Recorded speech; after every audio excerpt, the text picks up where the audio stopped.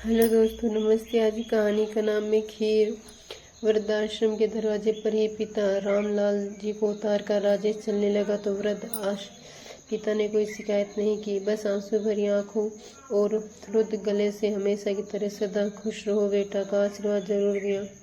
ये सुनने के लिए बेटा राजेश रुका ही नहीं, तुरंत कार स्टार्ट करके वापस घर आ गया।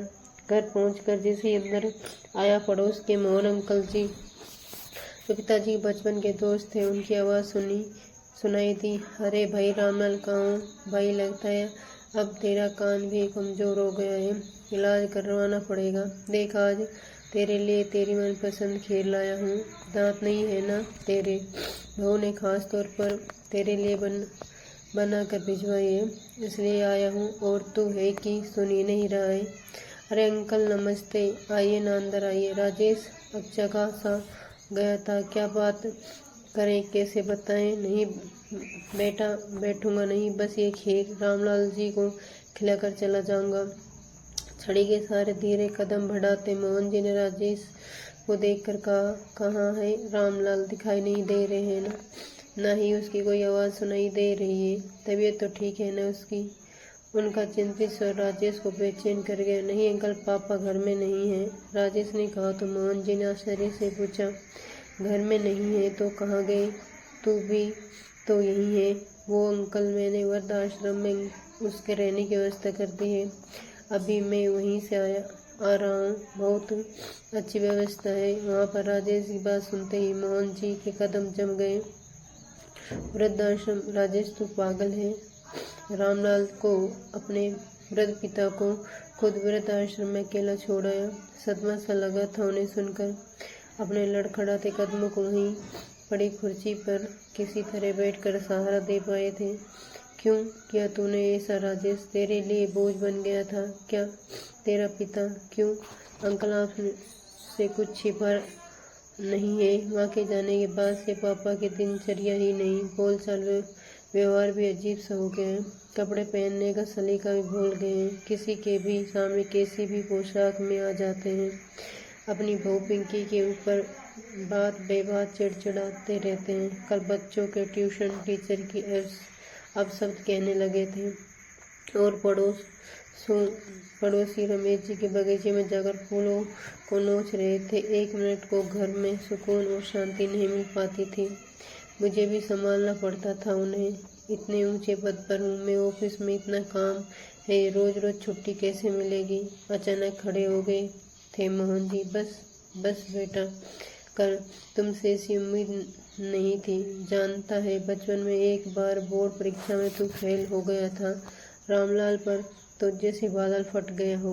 बड़ा नाराज था उसे अपने बेटे पर। सारी बिरादरी में उसकी बदनामी हुई, पर उसने कभी कोई आँच नहीं आने दी। तू अवसाद में चला गया था, घर के बाहर नहीं निकलता था, घर में सब के ऊपर चिल्लाता रहता था, कभी नहीं सोचता ऐसा भी कहता था।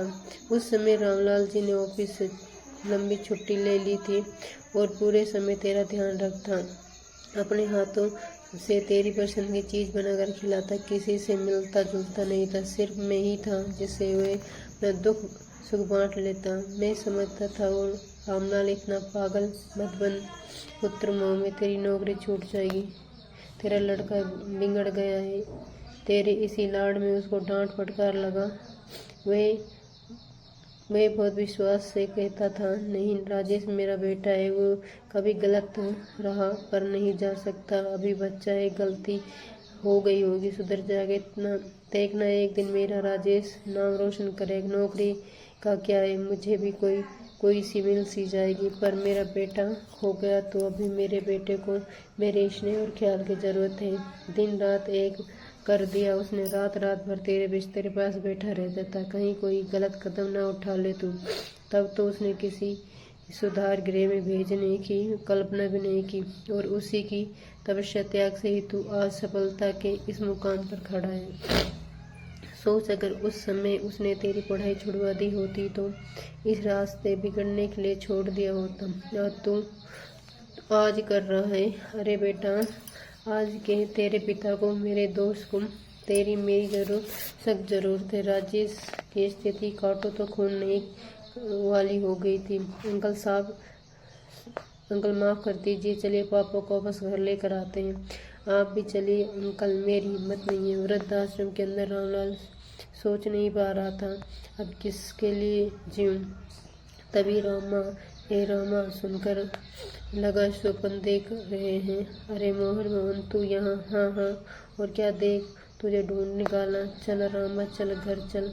मोहन ने उसका हाथ थाम कर कहा, कैसे चलूं मोहन, मेरा यही घर है। मेरा बेटा खुद मुझे यहाँ छोड़कर गया, रामलाल जी कह रहे थे। तभी मोहन पीछे से राजेश आ गया। पापा मुझे माफ़ कर दिए, अपने घर चले। आपका ये बेटा एक बार फिर राह भटक गया। नहीं, ये मेरा बेटा है, कभी गलत काम नहीं कर सकता। पूरे विश्वास से कहते हुए सिर झुकाए खड़े अपने पुत्र को रामलाल जी ने गले से लगा दिया। अब जल्दी से घर चल, खीर भी तो खानी है तुझे, कहते हुए मोहन जी अपने मित्र का हाथ पकड़कर कार की ओर बढ़ गए।